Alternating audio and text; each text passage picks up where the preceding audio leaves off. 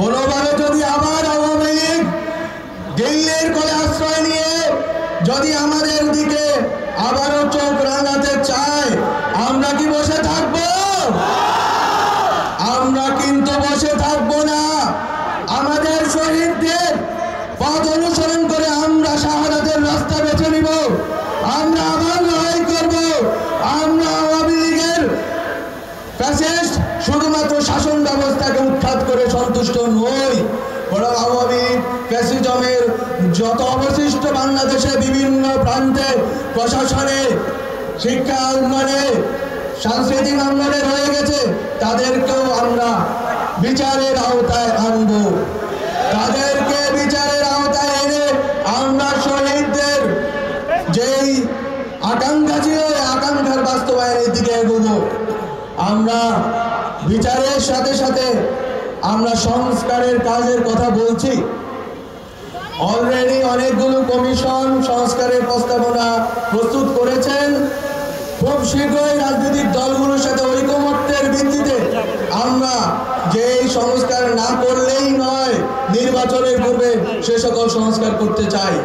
এবং এই সংস্কারগুলো মুখের বুলি নয়, বরং শেখ হাসিনা যে প্রতিষ্ঠানগুলো ধ্বংস করে দিয়েছেন, যে প্রতিষ্ঠানগুলো ধ্বংস করার কারণে আমাদের মা বোনেরা গুম দর্শনের শিকার হয়েছেন, বাচ্চারা গুমের শিকার হয়েছে, আমাদের বিএনপি জামাত থেকে শুরু করে বিভিন্ন রাজনৈতিক দলের নেতৃবৃন্দ আক্রমণের শিকার হয়েছেন, আহত হয়েছেন, পঙ্গু হয়েছেন, জেলবন্দী হয়েছেন। আমাদের সবার সেই যে প্রেরণা, এই প্রতিষ্ঠানগুলো হাসিনাকে সাবস্টেনশিয়েট করেছে, হাসিনাকে টিকিয়ে রেখেছিল, সেই প্রতিষ্ঠানগুলোকে একই রকম রেখে আমরা নির্বাচন করতে পারি না। আমাদের নির্বাচন করার আগে অবশ্যই হাসিনার এই প্রতিষ্ঠানে হাসিনার যে দালালরা আছে, ফেসিবাদের যে দালালরা আছে, তাদেরকে উৎখাত করে এবং খুনিদের বিচার করে আমাদেরকে নির্বাচনের দিকে এগোতে হবে। তৃতীয় যে কথাটি বলবো, বাংলাদেশে সেনা শাসন আসার কোনো প্রেক্ষিত নেই। আমরা এবার কারো মদদে, কোন রাষ্ট্রের মদদে হাসিনাকে উৎখাত করিনি। আমরা জনগণ, ছাত্র জনতা রক্ত দিয়ে হাসিনাকে উৎখাত করেছি।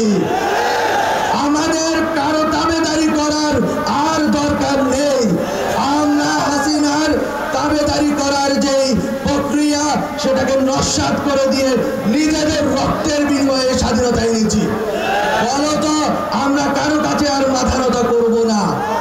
আমরা 3রা আগস্টেই বলেছিলাম 111 চাই না। 111 নিয়ে নিচে ভয় পাওয়ার কিছু নেই, বরং আমরা বলবো, রাজনৈতিক দলগুলোকে বলবো, আসুন বাংলাদেশ পন্থার ভেতর দিয়ে আমরা যারা ফ্যাসিবাদ বিরোধী শক্তি আছি, ঐক্যবদ্ধ হই, সরকারকে সহযোগিতা করে এই সংস্কারগুলো করার জন্য। এই প্রতিষ্ঠানগুলো যদি সংস্কারকৃত হয়, তাহলে উপকৃত হবে বাংলাদেশের জনগণ।